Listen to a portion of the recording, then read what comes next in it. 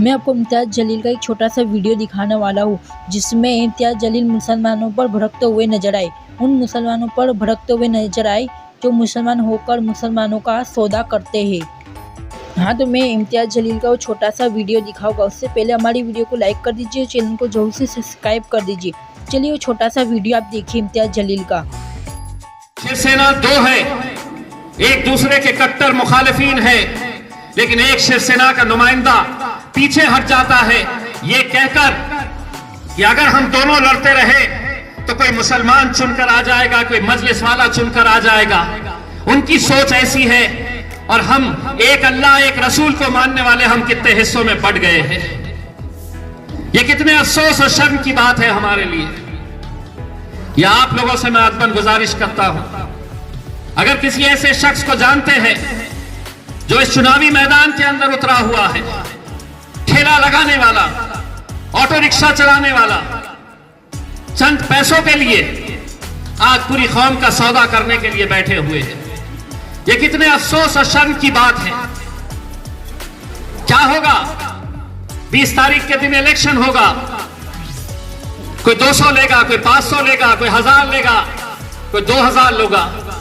लेकिन सोचिए 23 तारीख के दिन अगर खुदा ना करे जीत और हार का फैसला कोई 1000 वोट का रहे, 2000 वोट का रहे, और हम जो एक हार पिछले कुछ महीने पहले हमने अपनी आंखों के सामने देखा है, उस दिन आपकी कैसी कैफियत थी। उस दिन सिर्फ औरंगाबाद की आवाम की कैसी कैफियत थी ऐसा नहीं है, पूरे हिंदुस्तान की नजरें लगी हुई थी कि औरंगाबाद के महाराष्ट्र के अंदर इकलौती एक मुसलमान आवाज को कैसे खत्म किया गया था। यही साजिशें रचकर 23 तारीख के दिन जब नतीजे आए, और खुदा न करे ऐसा हो कि नासिर सिद्दीकी हो या इम्तियाज जलील हो, 1000 से हम हार रहे हैं, और उस हार के अंदर किसी गैरों का हाथ नहीं रहेगा, हमारा ही अगर हाथ रहेगा, तो सोचिए उसका भुगतान हमें 5 साल इंतजार करना पड़ेगा। 5 साल के बाद फिर इलेक्शन आएगा। जिसने लाख रुपया, 50,000, 25,000 रुपये लेकर खड़ा हुआ है, उसे कोई फर्क नहीं पड़ेगा, क्योंकि वो तुम्हारा सौदा करने के लिए चंद पैसे लेकर खड़ा किया गया है भारतीय जनता पार्टी के उम्मीदवार के जरिए।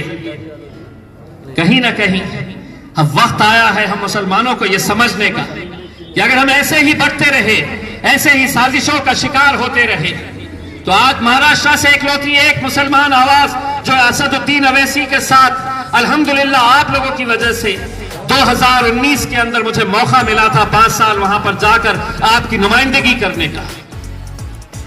हारने के बाद भी हम पीछे नहीं हटे, हारने के बाद भी हम कमजोर नहीं हुए। जब हमारे नबी करीम सल्लल्लाहु अलैहि वसल्लम के खिलाफ कोई गुस्ताखी करता है तो हम महज जाकर कोई आंदोलन नहीं किए, कोई मेमोरेंडम देकर हमने अपनी तस्वीरें नहीं खिंचाए।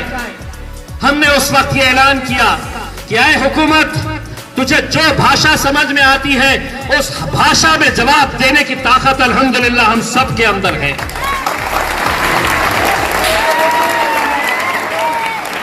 हिंदुस्तान की तारीख के अंदर इतना बड़ा जुलूस अपने नबी के लिए, अपने रसूल की मोहब्बत के लिए शायद 75-76 सालों के अंदर हिंदुस्तान के अंदर कहीं निकाला गया हो।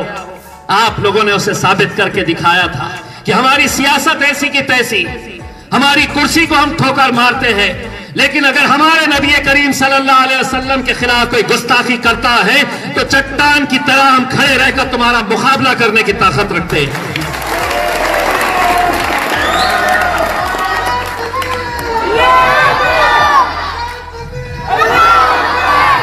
मेरे भाई, मैं आप लोगों से सिर्फ इतनी अदबन गुजारिश करता हूं, 20 तारीख के दिन इलेक्शन है। मैं जब पैदल दौरा कर रहा था, बहुत सारे बुजुर्ग लोग मुझे मिले हैं। कुछ बातें मैं आपको बताना चाहता हूं। अगर किसी के घर में 85 साल 85 इयर्स 85 साल के कोई बुजुर्ग है, आपकी दादी, आपके नाना, आपके दादा अगर कोई है, तो मेहरबानी करके उनका वोटर कार्ड आप मतीन साहब और उनकी टीम को दीजिए। उन्हें 20 तारीख तक वोट डालने के लिए किसी बूथ पर जाने की जरूरत नहीं है।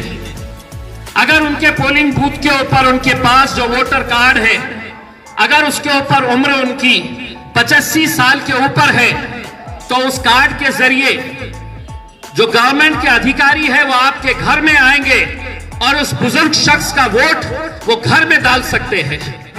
आपके हाथ पे इंक लगा दी जाएगी और उसके बदले में आपको या तो 300 रुपये दिए जाएंगे या 500 रुपये दिए जाएंगे, या अगर बहुत हराम की दौलत है तो 1000 रुपया आपको दिया जाएगा। मैं तमाम नौजवानों से, मेरे शेर दिल नौजवानों से नारे गांव के, अगर कोई ऐसी हिम्मत करता है वहीं उठा के पटक दो। हाँ, तो आपने इम्तियाज जलील का ये छोटा सा वीडियो देख ही लगा। ये वीडियो देखकर आपके क्या कहना है कमेंट में जरूर बताइए।